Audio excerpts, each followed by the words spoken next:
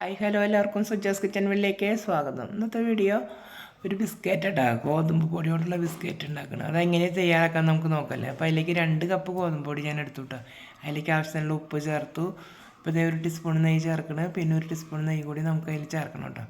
എന്നിട്ട് നന്നായി മിക്സ് ചെയ്ത് കുഴയ്ക്കുക കേട്ടോ. ഇപ്പോൾ 2ാമത്തെ ടീസ്പൂൺ നെയ്യും ചേർത്തു കേട്ടോ. ചെറിയ ടീസ്പൂണായി കാരണം ഞാൻ 2 ടീസ്പൂൺ നെയ്യ് എടുത്തിട്ടുണ്ട്. ഇനിയിപ്പോൾ ഒരെങ്കിൽ നമുക്ക് കുഴച്ചതിന് ശേഷം ആവശ്യമുണ്ടെങ്കിൽ ചേർക്കാം കേട്ടോ.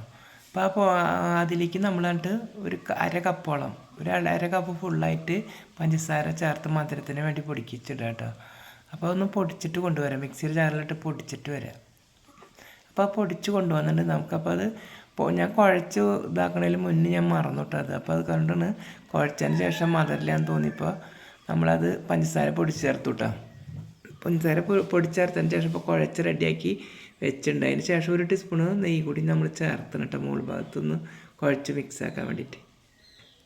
ഇപ്പോൾ അതേ 1 ടീസ്പൂൺ നെയ്യ് കൂടിയും ചേർത്തു. അപ്പോൾ 3 ടീസ്പൂൺ നെയ്യ് ചെറിയ ടീസ്പൂണായി കാരണം 3 ടീസ്പൂൺ നെയ്യ് ചേർത്തിട്ടുണ്ട് കേട്ടോ.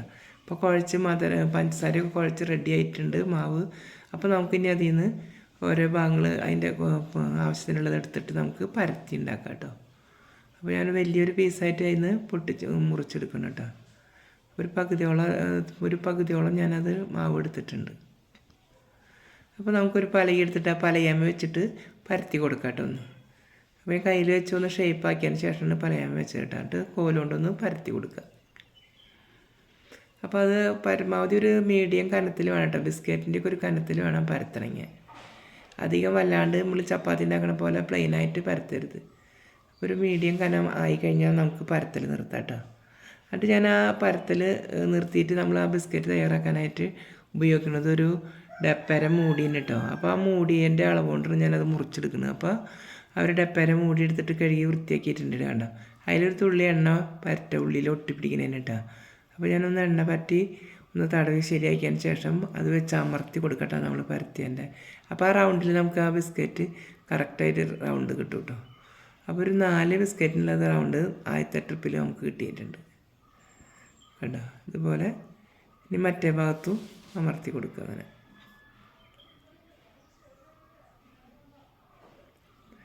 അപ്പോൾ 4 ബിസ്ക്കറ്റോളം ആദ്യം തന്നെ നമുക്ക് കിട്ടിയിട്ടുണ്ട് കേട്ടോ. കണ്ടോ, ഇത് എന്നിട്ട് ഇങ്ങനെ അമർത്തി കൊടുത്തതിന് ശേഷം നമ്മൾ ആ മോൾ ഭാഗം കൂടെ എടുത്തു കഴിഞ്ഞാൽ കറക്റ്റ് വട്ടത്തിൽ നമുക്ക് കിട്ടും കേട്ടോ. അപ്പോൾ നമുക്ക് ഇഷ്ടമുള്ള ആകൃതിയിലാക്കാം കേട്ടോ. സ്ക്വയർ ഇങ്ങനെ ഇത് പോരാണ്ട് ചതുരനാകൃതിയിലാണെങ്കിൽ ഉണ്ടാക്കാം, അതായത് രൂപത്തിൽ വേണമെങ്കിൽ ഉണ്ടാക്കാം. അപ്പോൾ ഞാനിത് ഇങ്ങനെ ഉണ്ടാക്കണം കേട്ടോ ഞാൻ ഉണ്ടാക്കുന്നത് കണ്ടോ. അങ്ങനെ അത് അമർത്തി കൊടുത്ത് കഴിഞ്ഞ് നന്നായി അമർത്തി കൊടുത്ത് കഴിഞ്ഞാൽ അങ്ങനെ വലിച്ച മോൾ ഭാഗത്തെ 4 പുറമുള്ളത് ഇങ്ങോട്ട് പോരും കേട്ടോ. അത് നമുക്ക് കുഴച്ചിട്ട് ഇനി വേറെ ഉണ്ടാക്കാനായിട്ട് ഉപയോഗിക്കുക കണ്ടോ. പകുതിയിലധികം മാവ് എപ്പോഴും ബാക്കി വന്നിട്ട് ബിസ്ക്കറ്റ് ഉണ്ടാക്കിയതിന് ശേഷം. അപ്പോൾ ഇത് കൂടുതൽ ബിസ്ക്കറ്റ് ഉണ്ടാക്കാനുള്ള ഉണ്ടാവും കേട്ടോ അങ്ങനെ പരത്തി ഉണ്ടാക്കുമ്പോൾ. അപ്പോൾ 4 നമുക്കൊരു പാത്രത്തിലേക്ക് എടുത്ത് വയ്ക്കാം. ഒന്ന് റൗണ്ടൊക്കെ ഷേപ്പ് ചെയ്തതിന് ശേഷം പാത്രത്തിലേക്ക് എടുത്ത് വയ്ക്കാം കേട്ടോ. അപ്പോൾ 4 ഞാൻ ആ പ്ലേറ്റിലേക്ക് മാറ്റിയിട്ടു. നല്ല ടേസ്റ്റൊക്കെ ഉണ്ട് കേട്ടോ, കുട്ടികൾക്ക് കടിച്ച് തിന്നാനായിട്ട് നല്ല ടേസ്റ്റ് ഉണ്ട്. ബിസ്ക്കറ്റിൻ്റെ പോലെ നല്ല ഗോതമ്പിൻ്റെ ആയാലും നമ്മൾ നെയ്യും ഇതൊക്കെ ചേർത്ത് കാരണം പിന്നെ അതിൽ മധുരമൊക്കെ ഉണ്ടല്ലോ ആവശ്യത്തിന്. കാരണം ഏലക്കായ പഞ്ചസാരയിൽ ഏലക്കായ കൂട്ടി പൊടിക്കണം കേട്ടോ, അത് ഞാൻ പറയാൻ മറന്നു.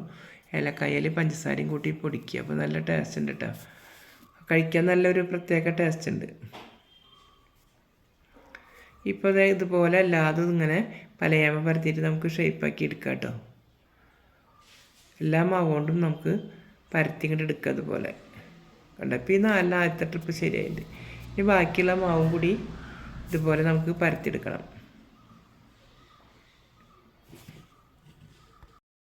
അപ്പോൾ ബാക്കിയുള്ള ബിസ്ക്കറ്റിൻ്റെ ഒക്കെ ഞാൻ അതുപോലുള്ള മാവ് കൊണ്ട് ബിസ്ക്കറ്റ് പോലെ ഉണ്ടാക്കിയിട്ടുണ്ട് കണ്ടോ. എല്ലാ മാവ് കൊണ്ടുള്ളത് ഉണ്ടാക്കി കഴിഞ്ഞു കേട്ടോ. ഇനി നമുക്കിത് റോസ്റ്റ് ചെയ്തെടുക്കണം കണ്ടോ. ഇനി നമുക്കൊരു പാൻ ചൂടാവാൻ വെച്ചിട്ടുണ്ട്, അതിൽ എണ്ണ തിളച്ചിട്ടുണ്ട്. അപ്പോൾ നമുക്ക് ഓരോന്നായിട്ട് അതിലേക്ക് ഇട്ട് കൊടുക്കുക. എണ്ണ ഫുള്ളായി തിളയ്ക്കാൻ ഞാൻ നിന്നിട്ടില്ല കേട്ടോ. തിളച്ചാൽ നമ്മളിങ്ങനെ ഇടുമ്പോഴേക്കും അടിഭാഗം കരിയും. അപ്പോൾ ഒരു മീഡിയം ചൂടായതിന് ശേഷം നമ്മൾ ഇട്ട് കൊടുക്കുക കേട്ടോ. എന്നിട്ട് ഇത് ഫ്ലെയിം കൂട്ടി വയ്ക്കുക കുറച്ച്.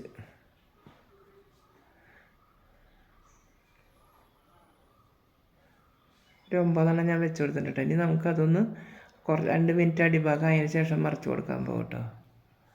കുറച്ച് നേരം 2 മിനിറ്റൊക്കെ കഴിഞ്ഞപ്പോൾ അടിഭാഗം ഒരു വിധം ആയി തുടങ്ങിയിട്ട് നമുക്ക് പതുക്കെ ഓരോന്നോരോന്ന് മറച്ച് കൊടുക്കാം.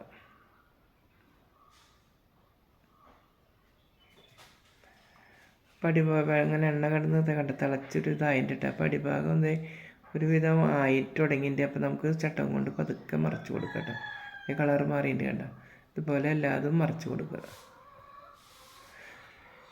കുട്ടികൾക്കൊക്കെ ഇതിങ്ങനെ ഉണ്ടാക്കി കൊടുത്താൽ ചായക്കൊക്കെ നന്നായി രസമായിട്ടാണ്. കുട്ടികൾക്കായാലും വലിയവർക്കായാലും കഴിക്കാൻ നല്ല ടേസ്റ്റുണ്ട്. ചായക്കൊപ്പം ഒന്ന് കടിച്ച് തിന്നാൻ നല്ല രസമുള്ളതാട്ടത്. നെയ്യൊക്കെ ചേർത്ത കാരണം നല്ലൊരു ഏലക്കായ ഫ്ലവറും മധുരവും ഒക്കെ കൂടി ആകുമ്പോൾ കഴിക്കാൻ നല്ലൊരു ടേസ്റ്റ് ഉണ്ട്. ഇതുപോലെ എല്ലാവരും ചെയ്ത് നോക്കും. ഇതൊക്കെ എല്ലാവരും വീട്ടിലുള്ള സാധനങ്ങളല്ലേ. അപ്പോൾ നമുക്ക് ഒരുവിധമൊക്കെ ഗോതമ്പ് പൊടി ഇതൊക്കെ വീട്ടിലുണ്ടാവുന്നതാണ്. അപ്പോൾ എല്ലാവർക്കും ഇതുപോലെ ചെയ്ത് നോക്കിയാൽ കഴിക്കാൻ നല്ല ടേസ്റ്റാണ്. അപ്പോൾ ഇത് ആദ്യത്തെ ട്രിപ്പ് ആയതുകൊണ്ട് നമുക്ക് ഓരോന്നായിട്ട് എണ്ണയിൽ നിന്ന് എടുത്ത് മാറ്റാം.